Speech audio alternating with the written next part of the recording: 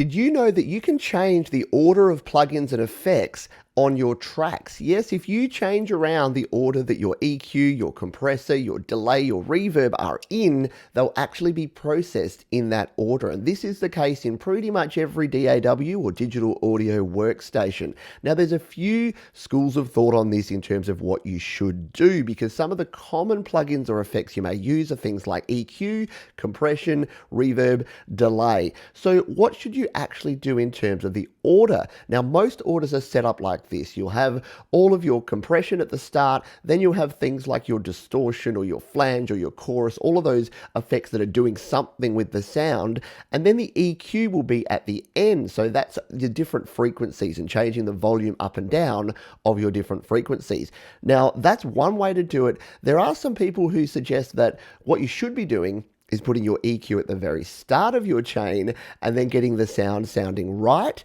before you add things like compression, reverb, and delay. So there's really two different ways to go about it. Nothing is really right or wrong, but it's important to remember this, that if you compress your sound right up the front, that can actually have an impact on what's happening, because when you're putting reverb on a compressed sound or a louder or flatter sound, then that is going to sound different. More reverb will be applied. If you add that compression after you've put reverb or delay or distortion or something else on there, you guessed it, it's going to happen afterwards. I know it's a simple concept, but it's one that's worth considering, because you may get different or better sounds by doing it one way or another. Like most things in music, there is no right way and wrong way. It all comes down to trial and error and personal preference. But there you go. Next time you are using your plugins or your effects in your DAW, why not change around the order and see if you're going to get yourself a better sound? It's always worth a try.